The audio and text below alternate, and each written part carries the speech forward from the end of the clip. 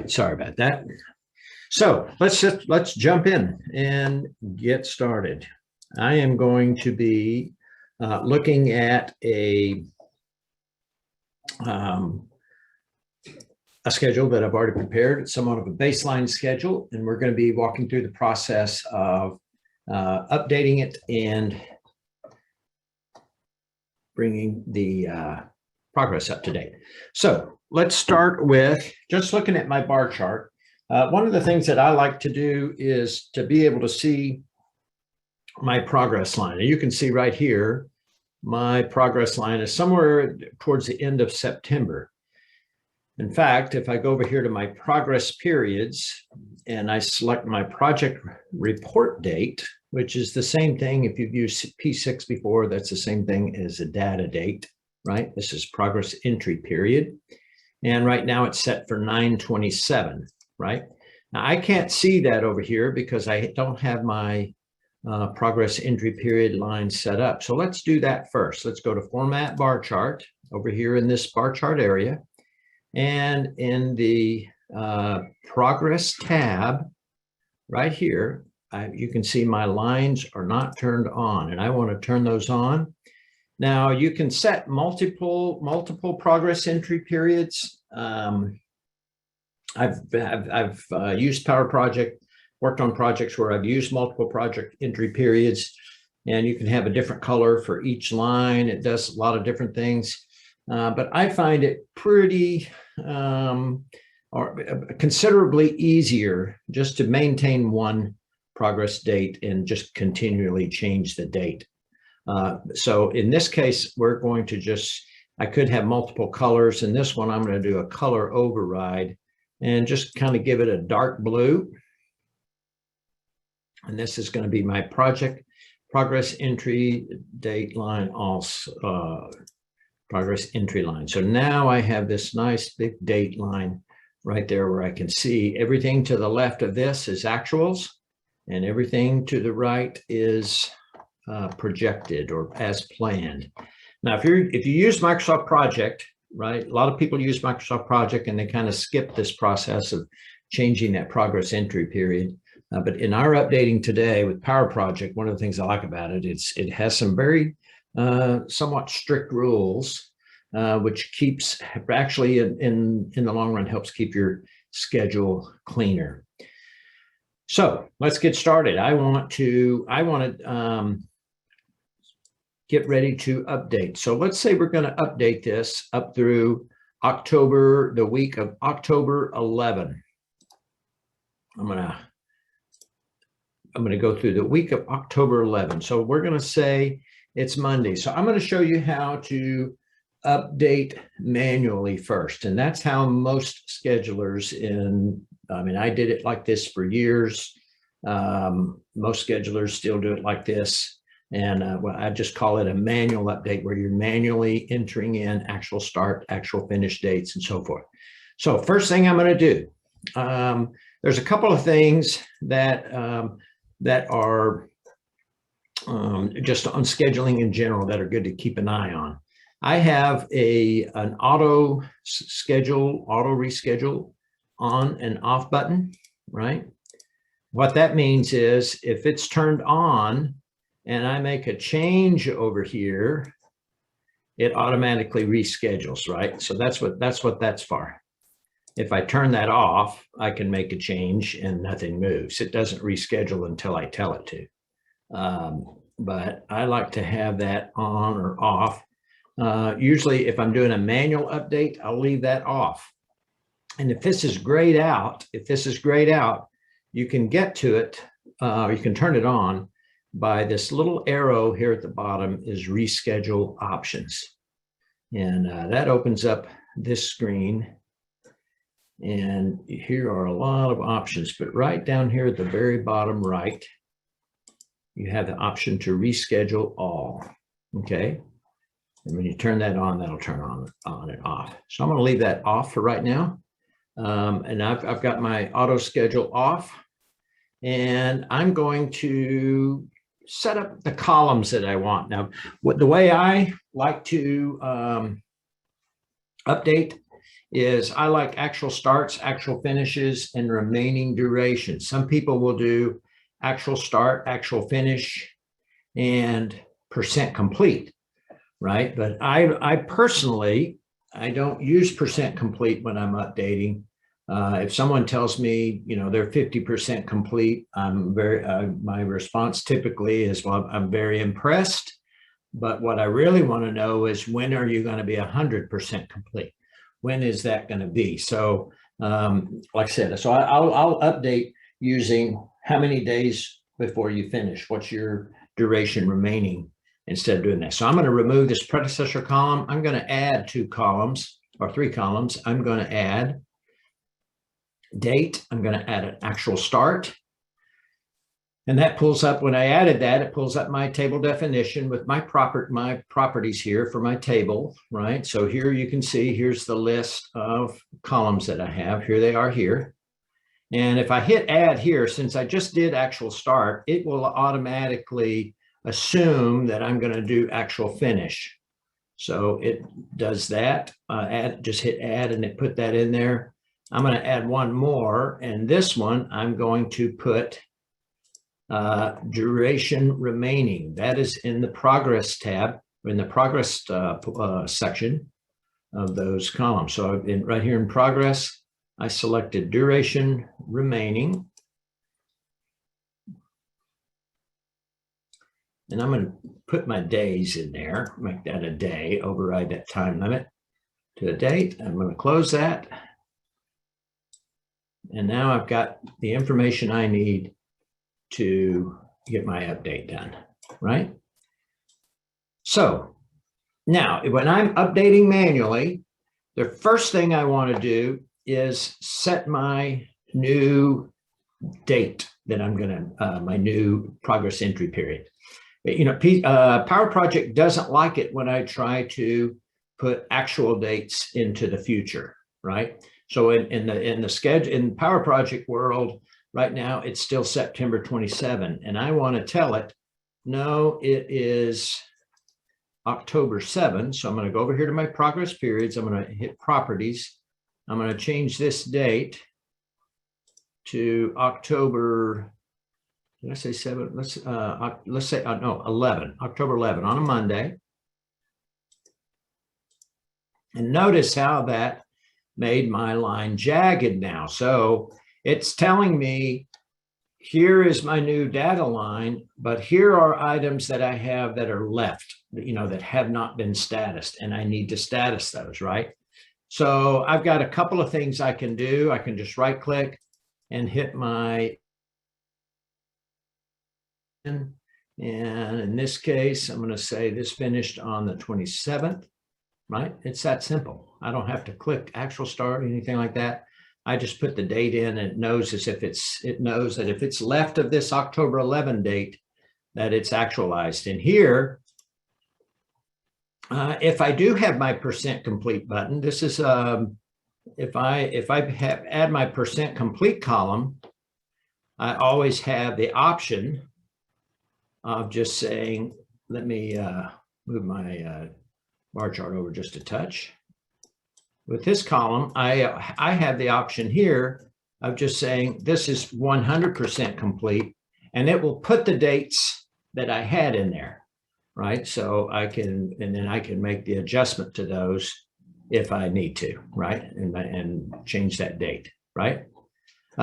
So same thing here. If I put this one's 100% complete, it's going to automatically put that date that I had in there as the actual finish, right? And I can adjust that.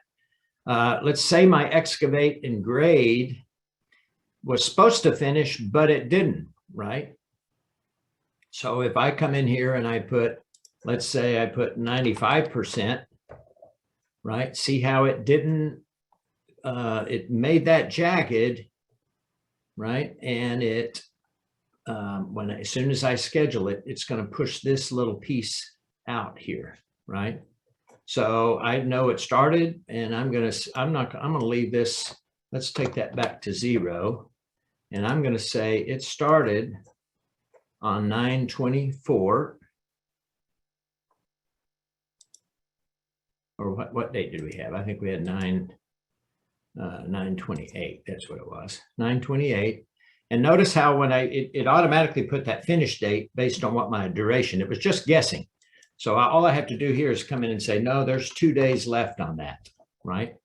And so what's going to happen now, it's going to shove this little piece out later, right? Because it's still using this 7-day duration. It doesn't know that, it just took me longer, right?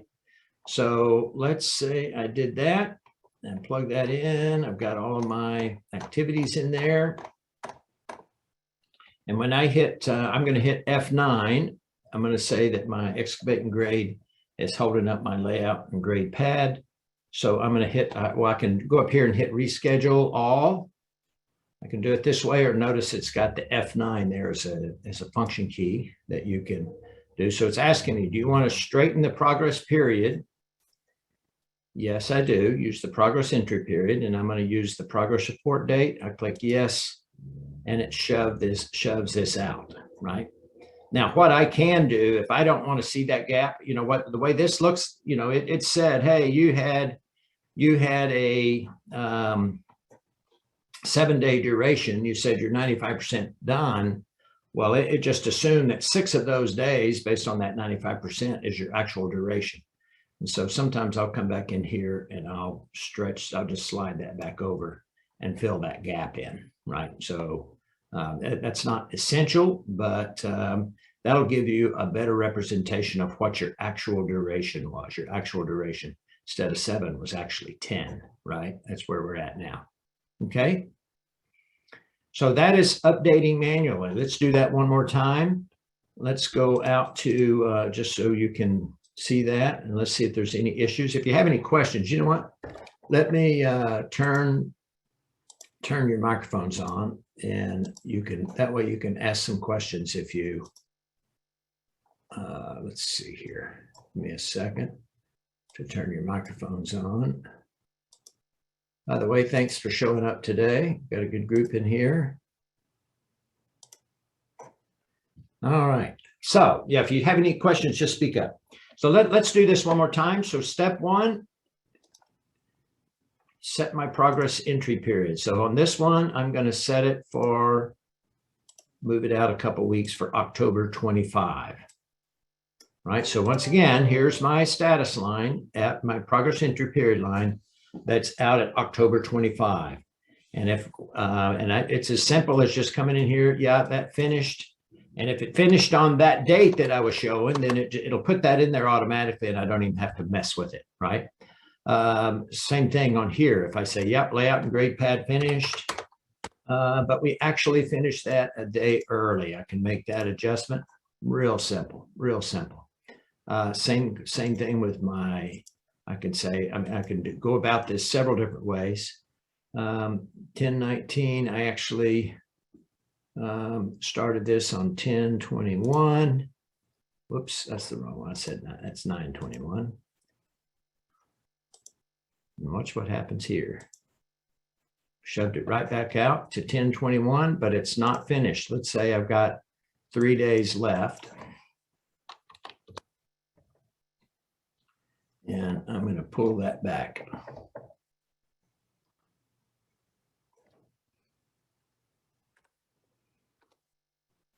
There we go. And change that to 10/21. There we go. So these you can move around and just using your percent complete, remaining duration, and these are easy to edit, and it brings it on. And I've got that going now. So that is what I call manually updating. Like I said, that's probably how most of you update. Plug it in. Like I said, this one, the key here is setting your project report date first, because Powerproject doesn't like putting actual dates after that progress date. So I like to change that first, get my jagged line, and then go down and update the ones that are in there. Okay. If there are no questions, oh, somebody's got a question here. Let's see what we got here. Or somebody's got a hand raised. Hey, Dave, John, this is Dave. David. Hey, quick question. So on line 15, how you extended that out, that changes the, say, the original duration from 7 days to 10 days. Right. So leaving that blank without extending that out will basically just display that activity, and there's nothing happening that week. That's correct. You can take this off, right? Right. And it'll adjust that duration accordingly.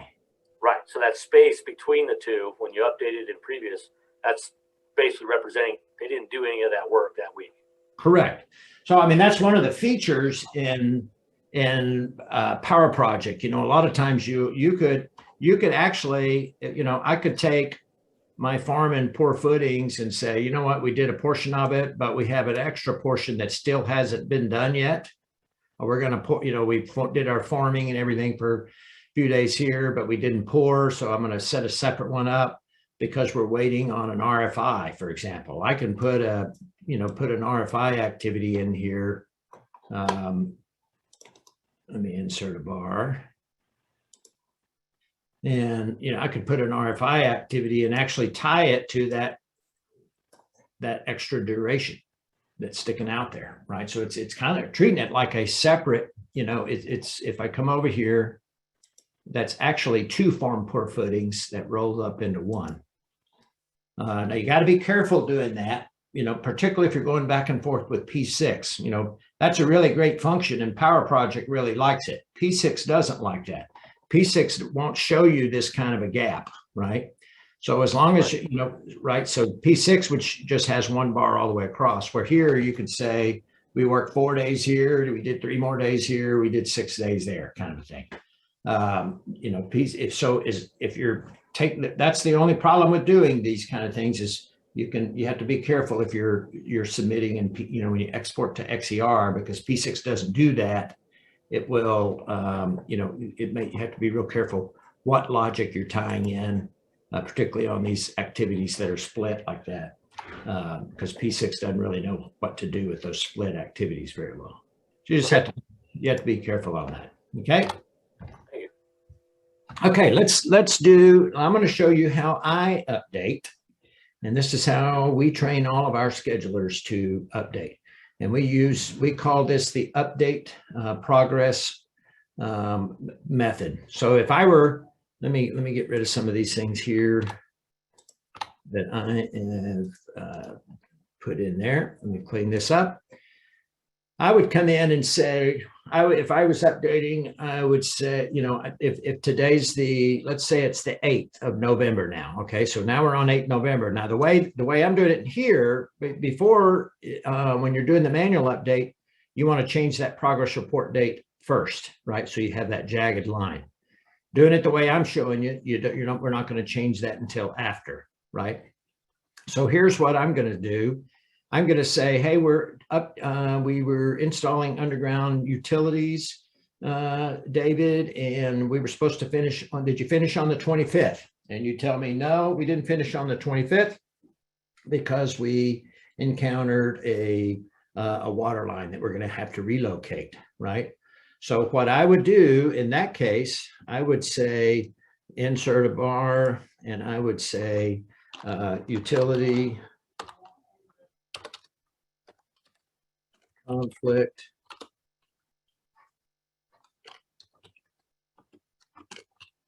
relocate, you know, water line. A lot of times I'll, you know, put in here delay, you know, whatever kind of process you, however you document it. I'll do something like that I can run a filter on later, but I'll put it in right here that I had a delay. That's going to take me 5 days to get that in.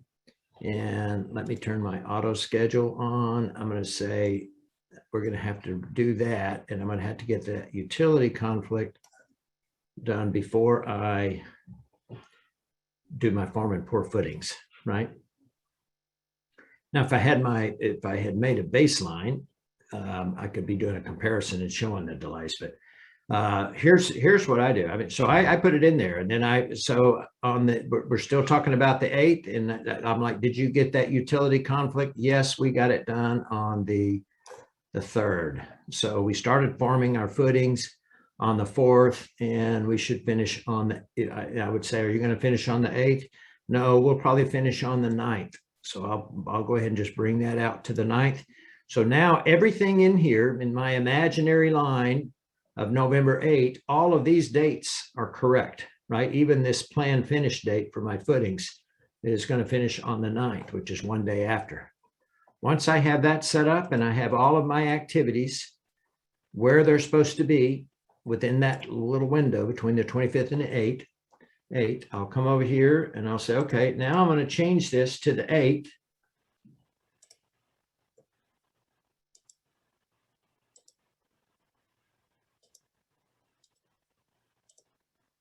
Right. And when I go in there now, here you can see, here's the jagged thing that you were seeing before.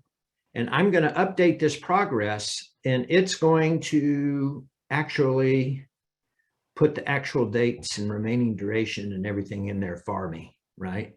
So once I get everything fitting just right, I come up here to the very top. I could do this, by the way, at any summary level, but at the very, very top, that's the summary for the whole project. And I'm going to update all of those. And I just right click on this and I say progress up to my progress entry period of November 8th. I click that and it noticed it status that, and it put all of my actuals in here. It put 2 days in my, there. So in this case, not only do I have my actual start and finish dates, but I actually have my delays. There's no gaps in my schedule, where you just plugging in actual starts and finishes. I see it all the time. People finish something on Tuesday and the successor didn't start till Friday with no explanation or whatever. In this case, the only way I can move that activity out to Friday is I have to put something in front of it. I have to say, subcontractor coordination or RFI. I have to put something in there in between those, that's predecessor and successor, that's going to push that activity out till Friday. So it forces my schedulers, of the schedulers on our team that are working with our clients, it forces them to build a full story. There's no gaps, right? And even as built logic, if I come in and I say, okay, now it's the 22nd of November, we'll say it's the 6th of December. And I'll say, well, actually now we, instead of doing the, we actually, on the, what did I say, the 6th of December, I'll say, yeah, we actually started the roof joist early. Oh, yeah, when did you start that? Well, we actually started that, let's say we got 5 days in there, and I'm going to make that a finish to finish, right? So let me turn my auto schedule on.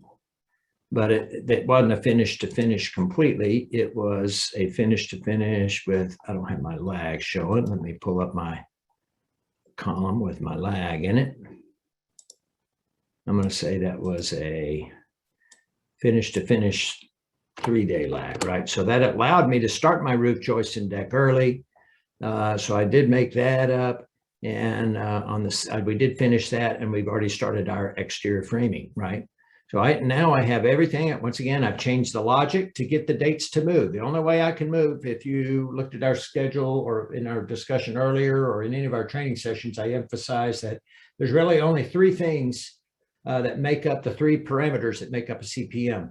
It's your durations or time, your scope or activities / tasks, and logic, right? So those are the only 3 things that I want to change. I don't want to use constraints. I don't want to use any of the extra tools that I do. I just want to use those to get my dates to fit just right. So it forces me to, I could have either made this a start to start, my structural steel, to show how that started earlier. I would adjust that logic to be able to bring those roof joists back, or I could insert a delay like we did a while ago with that utility conflict to show the activity pushing out. And then once I get everything, all those dates set the way I like it, I come over here, change my report date, change this to December 6th. And it's going to go in and put actuals in on, it's going to actualize everything up to this line, and then everything to the right of it, it's going to give, when it started and what the durations are. Once again, I go back up here to the top, click on my summary, and progress up to progress entry period. And it puts in all my actual dates. It's got my as-built, not only as-built start and finish, but I have my as-built logic. I've got my as-built changes, everything in there.